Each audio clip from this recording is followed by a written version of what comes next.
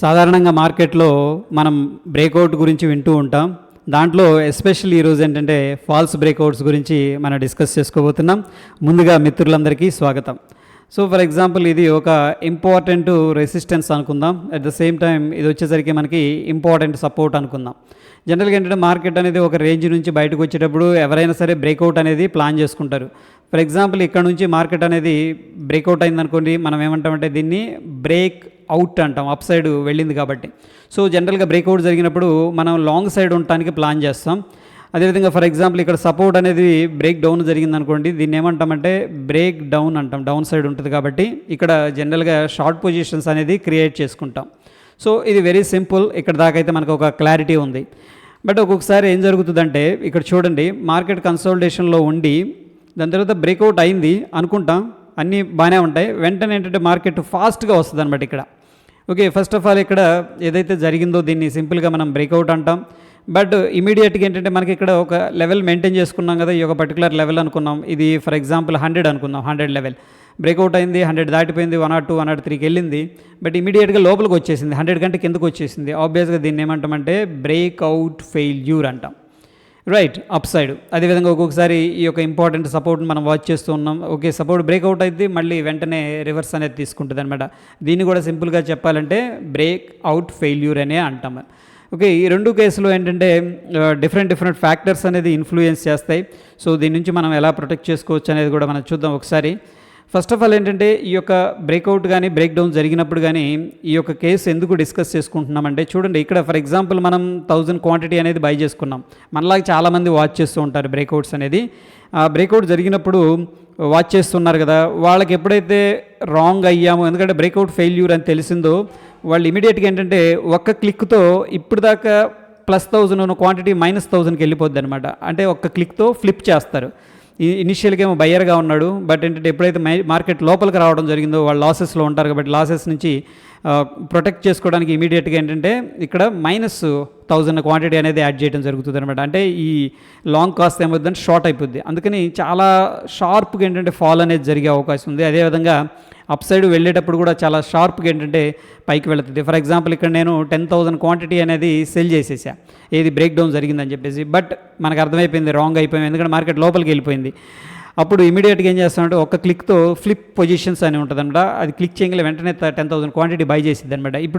ఇప్పుడు దాకా మనం షార్ట్లో ఉన్నాం ఇక్కడ, బట్ ఎప్పుడైతే లోపలికి వెళ్ళిందో బయర్గా మారేసరికి మార్కెట్లో ఏమవుతుందంటే బయింగ్ ప్రెషర్ అనేది క్రియేట్ అవుతుంది. బయింగ్ ప్రెషర్ క్రియేట్ అవ్వడం వల్ల షార్ప్గా మూవ్ అనేది మార్కెట్లో జరుగుతుంది అనమాట. ఓకే, అయితే ఈ యొక్క బ్రేక్అవుట్కి గల రీజన్స్ ఏంటంటే డిఫరెంట్ ఫ్యాక్టర్స్ అనేవి మార్కెట్లో ఉంటాయి ఫ్రెండ్స్. వాటిలో ముఖ్యంగా మనం కొన్ని మాట్లాడుకోవాల్సి వస్తే అదేంటంటే మనందరికీ తెలిసిందే మ్యానిపులేషన్ అనమాట. సో పెద్ద ఇన్స్టిట్యూషన్స్ వాళ్ళ దగ్గర ఏంటంటే చాలా హ్యూజ్ అమౌంట్ ఉంటుంది అనమాట. అందుకని లో వాల్యూమ్ పార్టిసిపేట్ చేస్తున్నప్పుడు మ్యానిపులేషన్ అనేది కూడా చేస్తారు. మ్యానిపులేషన్ అంటే ఫర్ ఎగ్జాంపుల్ చూడండి, ఇక్కడ పర్టికులర్ స్టాక్ అనేది ఉంది, ఇలా ట్రేడ్ అవుతుంది, మంచి స్టాక్ అనుకుందాం, సమ్ గుడ్ స్టాక్ అనుకుందాం. చాలామంది ఏం చేస్తారంటే ఈ సపోర్ట్ బ్రేక్అవుట్ అయితే షార్ట్ చేయాలి, ఈ యొక్క రెసిస్టెన్స్ బ్రేక్అవుట్ అయితే బై చేయాలనుకుంటారు.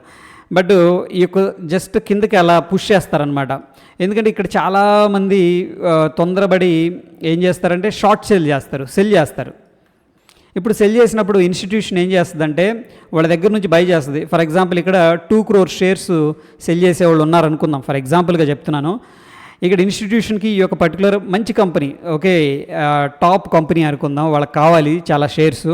అట్లా ఫాల్స్ బ్రేక్ డౌన్ చేసి ఏం చేస్తారంటే వెంటనే లోపలికి తీసుకెళ్తారు. అంటే ఇక్కడ ఒక్క పాయింట్ దగ్గరే వాళ్ళు 2 కోట్ల షేర్స్ అనేది అక్యుములేషన్ చేసుకుంటారు. సో ఎనీహౌ ఇది మ్యానిపులేషన్ కిందకు వస్తుంది. అది అట్ ద సేమ్ టైం ఏం జరుగుతుందంటే బ్రేక్అవుట్ కేసులో ఏం జరుగుతుందంటే ఫర్ ఎగ్జాంపుల్ ఇక్కడ చూడండి మ్యానిపులేషన్ ఎలా జరుగుతుందంటే చాలామంది ఇక్కడ వెయిట్ చేస్తున్నారు ఎప్పుడైతే బ్రేక్అవుట్ అయితే బై చేద్దామా అని చెప్పేసి. ఫర్ ఎగ్జాంపుల్ ఇది జెడ్ కేటగిరీ అండ్ స్టాక్ అనుకుందాం. అంటే మనకి వరస్ట్ స్టాకు, లేకపోతే ఏదైనా బ్యాడ్ ఉంది దీంట్లో, లేదా పర్ఫార్మెన్స్ చేయట్లేదు, వాళ్ళు ఎగ్జిట్ అవ్వాలని చెప్పేసి ప్లాన్ చేస్తున్నారు. ఎప్పుడైతే కొద్దిగా బ్రేక్అవుట్ అయిందో ఈ యొక్క ఫర్ ఎగ్జాంపుల్ ఇక్కడ 5 కోట్ల షేర్స్ అనేది బై చేసాం మనం అందరం కలిసి. వాళ్ళు ఏం చేస్తారంటే 5 కోట్లు బై చేసాం కాబట్టి వాళ్ళు 5 కోట్లు మనకు సెల్ చేసి ఇక్కడ నుంచి కిందకి వెళ్ళిపోతారు అన్నమాట. అమ్మయ్య, ఓకే, 5 కోట్ల షేర్స్ అనేది హయ్యర్ ప్రైస్లో సెల్ చేసుకున్నాం అని చెప్పేసి చాలా హ్యాపీగా ఫీల్ అవుతారు. సో ఇది మనం మ్యానిపులేషన్గా తీసుకోవచ్చు. అండ్ సెకండ్ ఫ్యాక్టర్ వచ్చేసరికి ఒక్కొక్కసారి ఏంటంటే నిజంగానే జెన్యూన్ బయర్స్ అనేవాళ్ళు ఉండరనమాట. అంటే మార్కెట్లో మనం అనుకున్నట్టు సింపుల్గా బ్రేక్అవుట్ బ్రేక్ డౌన్ కాకుండా దాని వెనక ఏముంటుందంటే మనీ అనేది కావాలి, రియల్ మనీ కావాలి కదా మార్కెట్లో ముందుకెళ్ళాలంటే. ఆ మనీ అనేది కూడా నిజంగా ఒక్కొక్కసారి ఉండదన్నమాట. అలాంటప్పుడు ఏంటంటే బ్రేక్అవుట్ చేస్తారు సక్సెస్ఫుల్గా, బట్ నిజంగా ఏంటంటే లెస్ ఇంట్రెస్ట్ ఉంటుంది ఆ స్టాక్లో కానీ ఆ యొక్క టైంలో కానీ. అటువంటిప్పుడు కూడా ఏంటంటే ఈ యొక్క ఫాల్స్ బ్రేక్అవుట్స్ జరిగే అవకాశం ఉంటుంది. దాని తరువాత మనం చూసుకున్నట్టయితే సడన్ ఈవెంట్స్ న్యూస్ అనేది వస్తాయి అనమాట. ఓకే, ఫర్ ఎగ్జాంపుల్ ఏదో ఫెడ్ డెసిషన్ తీసేసుకుంది అక్కడ, సమ్ డిఫరెంట్ డెసిషను అనుకున్న దానికి రివర్స్లో. అప్పుడు ఏంటంటే వెంటనే రివర్స్ చేసేస్తారు ఎవరు బాగా డబ్బున్నోళ్ళు కానీ, ఈ యొక్క టేప్ రీడింగ్ అనేది కరెక్ట్గా చేసిన వాళ్ళు ఆ న్యూస్ని కానీ ఏదైనా సరే ఓకే మనం కరెక్ట్గా బుల్ అనుకున్నాం, బట్ వాళ్ళు డిఫరెంట్గా మనకి రిజల్ట్ ఇవ్వటం అనేది జరిగిందని చెప్పేసి వెంటనే రివర్స్ చేసేస్తారన్నమాట. సో ఇవి కూడా ఈ యొక్క ఫాల్స్ బ్రేక్అవుట్కి ఒక్కొక్కసారి కారణాలు అవుతూ ఉంటాయి. దాని తర్వాత మనం చూసుకున్నట్టయితే ఇక్కడ మార్కెట్ పార్టిసిపెంట్స్ ఎవరైతే ఉన్నారో వాళ్ళు ఒక్కొక్కసారి ఏంటంటే ఈ యొక్క స్ట్రెంగ్త్ని టెస్ట్ చేస్తారు, నిజంగా బయ్యర్స్ ఉన్నారా లేదా అని చెప్పేసి. సపోర్ట్ దగ్గర, రెసిస్టెన్స్ దగ్గర ఒకసారి కావాలని చెప్పేసి ఏంటంటే ఒకసారి టెస్ట్ చేస్తారనమాట. సో ఎలా అంటే ఇక్కడ చూడండి, మనకి ఇది సపోర్టు కొద్దిగా పుష్ చేస్తారు, పుష్ చేయగల వెంటనే బయర్ వచ్చేసాడు అనుకోండి, దట్ ఈస్ గ్రేట్ అనమాట. ఇక్కడ ఎందుకు కావాలని టెస్ట్ చేశారు. కానీ ఒక్కొక్కసారి మనం ఏమనుకుంటాం, ఇది బ్రేక్ డౌన్ అనుకుంటాం. వాళ్ళు ఏం చేస్తున్నారంటే టెస్ట్ చేస్తున్నారు, నిజంగా ఇక్కడ బయింగ్ యాక్టివిటీ ఉందా లేదా, ఇది నిజమైన సపోర్టా కాదా అని చెప్పేసి. సో మార్కెట్ పార్టిసిపెంట్స్ యొక్క టెస్ట్ కూడా ఒక్కొక్కసారి జరుగుతూ ఉంటుంది. ఒకవేళ మనకి ఫాల్స్ బ్రేక్అవుట్ జరుగుతుంది అని తెలియదు కదా జరిగేదాకా, అప్పుడు మనం ఏ విధంగా దీన్ని అనలైజ్ చేయాలంటే ఎడిషనల్ కన్ఫర్మేషన్స్ అనేవి తీసుకోవచ్చు. ఫర్ ఎగ్జాంపుల్ ఏంటంటే కొంతమంది రిలేటివ్ స్ట్రెంత్ ఇండెక్స్ తీసుకుంటారు. ఒకవేళ బుల్లిష్ బ్రేక్అవుట్ తీసుకుంటున్నారు అనుకోండి, అబవ్ 50 లేకపోతే 60 అలా ఒక బెంచ్ మార్క్ అనేది పెట్టుకుంటారనమాట. ఆ యొక్క 60 లెవెల్స్ లేదా 50 లెవెల్స్ బ్రేక్అవుట్ అయితేనే దాన్ని పాజిటివ్గా కన్సిడర్ చేస్తారు. అదేవిధంగా షార్ట్ చేసేటప్పుడు RSI లెస్ దాన్ 40 ఉండేటట్టు చూసుకుంటారనమాట. అట్లా కొద్దిగా మనం ఎడిషనల్ కన్ఫర్మేషన్ కోసం తీసుకోవచ్చు. అండ్ కొంతమంది ఏంటంటే మూవింగ్ యావరేజెస్ కూడా యూస్ చేసుకుంటారు. ఫర్ ఎగ్జాంపుల్ 5, 10, 20, 50 ఈ మూవింగ్ యావరేజెస్ పైనే మార్కెట్ అనేది ట్రేడ్ అవుతుంది, స్లోప్ కూడా అప్ సైడ్ ఉందనుకోండి, అది పాజిటివ్ బ్రేక్అవుట్ కింద తీసుకోవడానికి పాసిబిలిటీ ఉంటుంది, అంటే సక్సెస్ అవ్వడానికి ఛాన్సెస్ ఎక్కువగా ఉంటుందని చెప్పేసి. దాని తర్వాత మెయిన్గా మనం చూడాల్సింది ఏంటంటే మార్కెట్ యొక్క సెంటిమెంట్ అనేది కూడా మనం ఫాలో అవ్వాల్సి ఉంటుంది.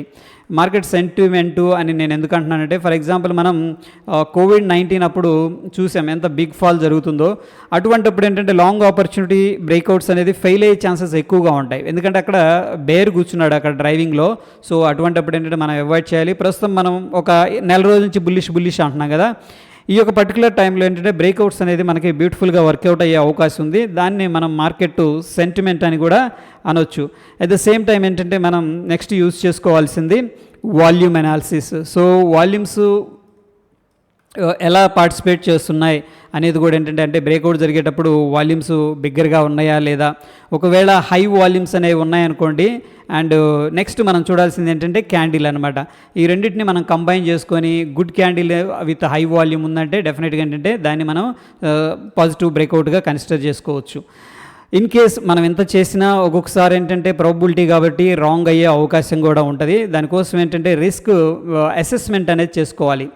ఓకే, ఫర్ ఎగ్జాంపుల్ మనం బ్రేక్అవుట్ అనేది తీసుకున్నాం, ఇక్కడ వెంటనే ఫెయిల్ అయిపోయింది, బ్రేక్అవుట్ ఫెయిల్యూర్ జరిగింది. ఫెయిల్యూర్ అని జరిగినప్పుడు మనం ఏంటంటే క్విక్గా రివర్స్ చేయటం కానీ చేయాలి. ఓకే, క్విక్ రివర్సల్ అంటాం. లేదు అంటే కూడా ట్రిమ్ చేసే పనిలో ఉండాలి. ఓకే, ఫ్లడ్స్ వచ్చినాయి ఫర్ ఎగ్జాంపుల్, ఇప్పుడు మనం ఏం చేస్తాం, అసెస్ చేసుకుంటాం అక్కడున్న సిచ్యువేషన్ బట్టి, ఆ విధంగా ఏంటంటే ట్రిమ్మింగ్ చేసుకోవాలి. ఒక్కొక్కసారి మన దగ్గర క్యాపిటల్ ఉంటే వెంటనే ఏంటంటే కొంతమంది ఏంటంటే కాల్ను కూడా సెల్ చేసేస్తారు, ఎందుకంటే ఇక్కడ ఆల్రెడీ ఈక్విటీలో ట్రేడ్ చేస్తున్నారు అనుకుంటే దాన్ని బై చేసుకున్నారు, వెంటనే కాల్ కూడా సెల్ చేస్తుంటారు. డిఫరెంట్ ఆప్షన్స్ అనేది ఉన్నాయి కాబట్టి ఆప్షన్స్ ద్వారా కూడా వాళ్ళు ఏంటంటే రిస్క్ మేనేజ్మెంట్, రిస్క్ అసెస్మెంట్ అనేది చేయటం అనేది జరుగుతుంది. అయితే ఇక్కడ ఒక ఎగ్జాంపుల్ అనేది చూద్దాం. మనకి ఈరోజు జరిగిన సిచ్యువేషన్ ఇది. ఆ సిచ్యువేషన్ చూస్తే చాలా వాటికి క్లారిటీ వస్తుంది. ముందుగా ఏంటంటే బ్యాంక్ నిఫ్టీ 5 మినిట్స్ టైం ఫ్రేమ్లో ఈ యొక్క చార్ట్ అనేది నేను వీడియో చేసేటప్పుడు స్క్రీన్ షాట్ అనేది తీసుకోవడం జరిగింది. చూడండి, నిన్న మనకి ఇక్కడ హై అనేది క్రియేట్ అయింది. ఇది వచ్చేసరికి మనం రెసిస్టెన్స్ అనుకోవచ్చు సింపుల్గా, టెంపరీగా మేబీ. దాని తర్వాత మార్కెట్ ఏమైందంటే ఒక స్ట్రాంగ్ మూవ్ ఇచ్చిన తర్వాత మళ్ళీ రిట్రేస్మెంట్ తీసుకొని ఒక పాయింట్ నుంచి పైకి వెళ్ళటం అనేది జరిగింది. వెళ్ళి చూడండి, ఈ పాయింట్ దగ్గర మనం రెసిస్టెన్స్ అనుకున్నాం కదా, ఇక్కడికి వచ్చేసి వెంటనే రిజెక్షన్ అనేది జరిగింది. దీన్ని మనం బ్రేక్అవుట్ అంటామా? అనం. ఎందుకంటే ఇది బ్రేక్అవుట్ కాదు. మనకి బ్రేక్అవుట్ అని ఎప్పుడు అంటామంటే ఈ యొక్క క్యాండిల్ ఇలా క్లోజ్ అయితే బ్రేక్అవుట్ జరిగింది అంటాం. ఓకేనా. సో ఇక్కడైతే క్యాండిల్ ఎటువంటిది క్లోజ్ జరగలేదు కాబట్టి దీన్ని మనం బ్రేక్అవుట్ అనుకోలేం. అదేవిధంగా నిన్న లో అనేది మార్క్ చేసుకున్నాం, ఆబ్వియస్గా మనం దీన్ని సపోర్ట్ అనుకోవచ్చు.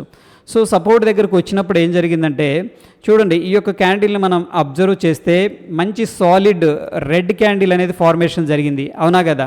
సాలిడ్ రెడ్ క్యాండిల్ అండ్ ఈ యొక్క ప్రీవియస్ లో ఏదైతే ఉందో 45,040 దగ్గర ఉందన్నమాట సపోర్ట్, అది బ్రేక్అవుట్ అయింది. సక్సెస్ఫుల్గా క్లోజింగ్ కూడా వచ్చింది కాబట్టి డెఫినెట్గా దీన్ని మనం బ్రేక్ డౌన్ అంటాం. ఓకేనా, లేకపోతే సింపుల్గా బ్రేక్అవుట్ అని కూడా పిలవచ్చు. ఓకేనా, డోంట్ వరీ. బ్రేక్అవుట్ జరిగింది, లేదు బ్రేక్ డౌన్ అనేది జరిగింది. ఇక్కడ జరిగిన తర్వాత ఏమైందంటే చాలామంది ఈ సపోర్ట్ని వాచ్ చేస్తున్న వాళ్ళు మేబీ పుట్ ఆప్షన్ బై చేసి ఉండొచ్చు, లేకపోతే ఫ్యూచరు షార్ట్ చేసి ఉండొచ్చు. So anyhow different approach follow అవుతారు.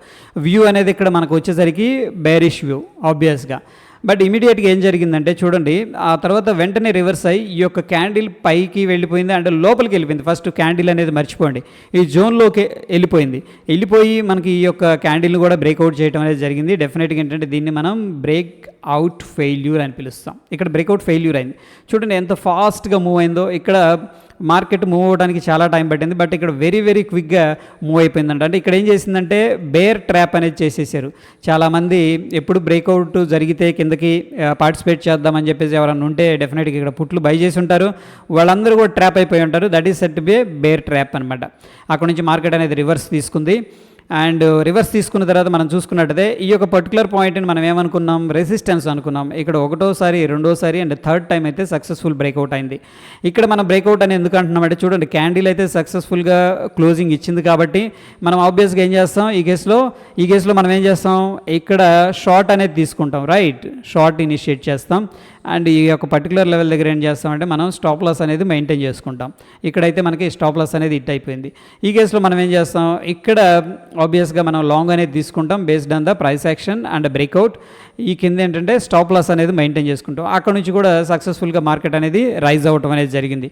సో ఈ విధంగా ఏంటంటే మనం బ్రేక్అవుట్, బ్రేక్ డౌన్ అనేది ప్లాన్ చేసుకోవచ్చు. ఫ్రెండ్స్, స్టిల్ మీకు బ్రేక్అవుట్కి, బ్రేక్ డౌన్కి సంబంధించిన ఎటువంటి డౌట్ ఉన్నా కింద కామెంట్ చేయండి. డెఫినెట్గా ఏంటంటే నేను ఆన్సర్ అనేది చేస్తాను. హోప్ ఈ వీడియో మీకు హెల్ప్ అయిందని చెప్పేసి అనుకుంటున్నాను. వీడియో నచ్చితే లైక్ చేయండి, షేర్ చేయండి. మరొక ఎపిసోడ్లో మళ్ళీ కలుసుకుందాం. ధన్యవాదాలు.